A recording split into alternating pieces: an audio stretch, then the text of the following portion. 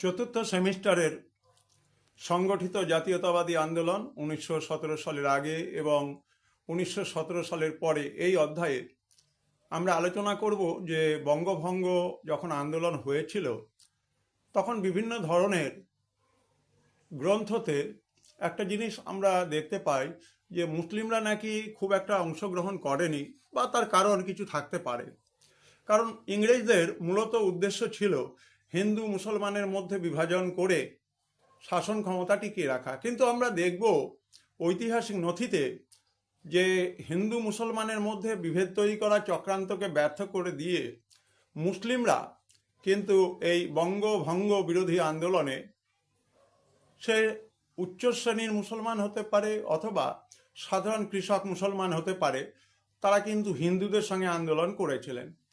আমরা আব্দুল রসুল, লিয়াকত হোসেন, মৌলভী আবুল কাসেম, সিরাজগঞ্জের মৌলভী ইসমাইল সিরাজি, ব্যবসায়ী হালিম গজনভী, ঢাকার নবাব খাজা আতিকুল্লাহ, আব্দুল গফর সিদ্দিকী, দিন মোহাম্মদ, আব্দুল সোভান চৌধুরী, দেদার বক্স, মৌলানা আকরাম খান, এদের কথা আমরা বলতে পারি। বিহারের থেকে নেতৃত্ব দিয়েছিলেন মৌলভী লিয়াকত হোসেন। সেন্ট্রাল মোহামেডান অ্যাসোসিয়েশনের পক্ষ থেকে বঙ্গভঙ্গের নিন্দা করা হয়েছিল। জন্মসূত্রে বিহারি হলেও আমরা লিয়াকত হোসেনকে জানি, তিনি মনে প্রাণে নিজেকে মনে করতেন বাংলা এবং স্বদেশ ভারতবর্ষ। আমরা দেখতে পাই চট্টগ্রামের মুসলিম ব্যবসায়ীরা তৈরি করেন Bengal steam navigation company. Moulvi Mujibur Rahman the মুসলমান নামের ইংরেজি পত্রিকা প্রকাশ করে সকলকে সাম্প্রদায়িকতা বর্জন করে আন্দোলনে যোগদানের আহ্বান জানান। সুলতান নামের পত্রিকাতে একই ধরনের ইতিবাচক ভূমিকা পালন করা হয়। ময়মনসিংহ, বরিশাল, শ্রীরামপুর মসজিদে বঙ্গভঙ্গের বিরুদ্ধে নামাজ পাঠের আয়োজন করা হয়। গ্রামে গঞ্জে বহু মুসলমান ছাত্র যুব স্বেচ্ছাসেবকের দায়িত্ব পালন করেন।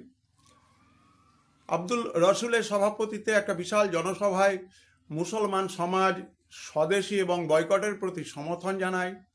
কার্লাইল সার্কুলারের বিরোধিতা করে এবং আব্দুল রসুল একটি জাতীয় বিদ্যালয় প্রতিষ্ঠার পরিকল্পনা ব্যক্ত করেন।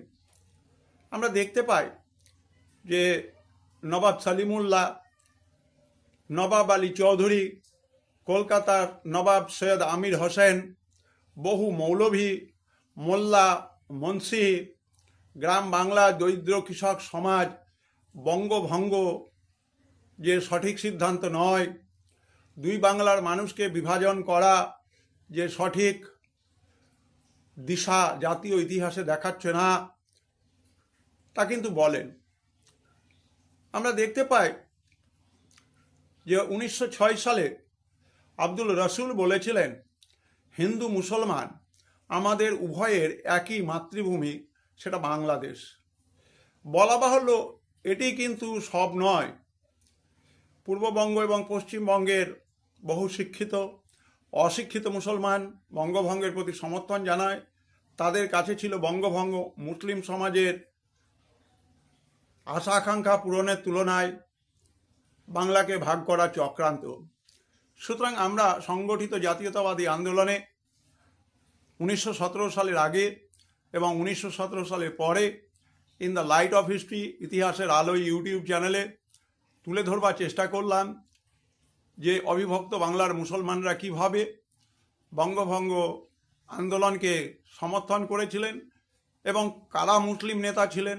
যদিও আমাদের বিভিন্ন ধরনের যে পাঠ্য গ্রন্থ রয়েছে যেগুলো কিনা সরকার অনুমোদিত, সেই সব গ্রন্থতে এই সমস্ত মুসলিম মানুষদের, মুসলিম বুদ্ধিজীবীদের, মুসলিম বিশিষ্ট মানুষের কথা কিন্তু খুব একটা উল্লেখ নেই।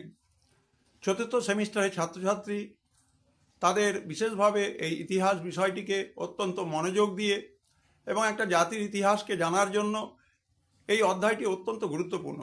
তবে তোমরা সবাই এবং শিক্ষক শিক্ষিকা সবাইকে বলছি, আপনারা ভিডিওটি শেষ পর্যন্ত দেখবেন। সবাই ভালো থাকবেন, সবাই সুস্থ থাকবেন।